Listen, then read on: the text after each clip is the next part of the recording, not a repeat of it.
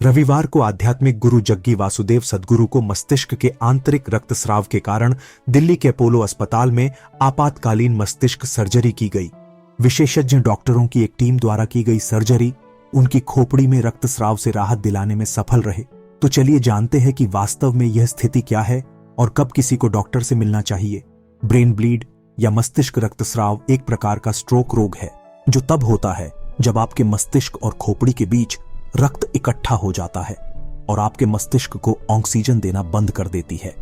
मस्तिष्क में या सिर पर आघात से यह रक्तस्राव रक्त वाहिकाओं के फटने के परिणाम स्वरूप हो सकता है। तो किसी भी प्रकार का लंबे समय तक सर दर्द को कभी भी नजरअंदाज न करें। इसलिए इसके इलाज के लिए आपातकाल चिकित्सा देखभाल की आवश्यकता होती है और मस्तिष्क की कोशिकाओं के ठीक होने की संभावना शुरू हो जाती है। पर्याप्त ऑक्सीजन के बिना मस्तिष्क कुछ ही मिनटों में मर सकती है। मस्तिष्क झिल्लियों की 3 परतों द्वारा सुरक्षित रहता है, हड्डी की खोपड़ी और मस्तिष्क के ऊतक। ये झिल्लियां ट्यूरेमेटर, आर्कानॉइड और पायरेमेटर अपने मस्तिष्क की संरक्षण और सुरक्षा के लिए जिम्मेदार है। इन परतों के बीच कहीं भी रक्तस्राव हो सकता है। उच्च रक्तचाप मस्तिष्क रक्तस्राव का एक सामान्य अंतर्निहित कारण है, क्योंकि यह मस्तिष्क में रक्त वाहिकाओं की दीवारों को कमजोर कर सकता है, जिससे उनके फटने का खतरा होता है।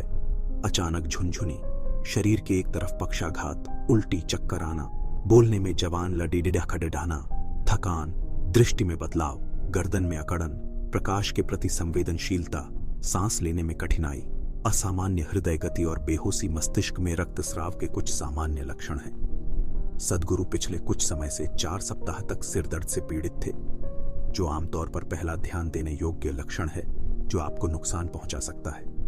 जहां तक इलाज का सवाल है, रक्तस्राव को नियंत्रित करने और सूजन को कम करने के लिए रक्त वाहिकाओं की मरम्मत या हटाने के लिए सर्जरी ही एकमात्र विकल्प है। वेंटिलेटर का उपयोग ऑक्सीजन थेरेपी जटिलताओं को रोकने के लिए किया जाता है। हम आशा करते हैं कि सद्गुरु शीघ्र ही स्वस्थ हो जाएंगे।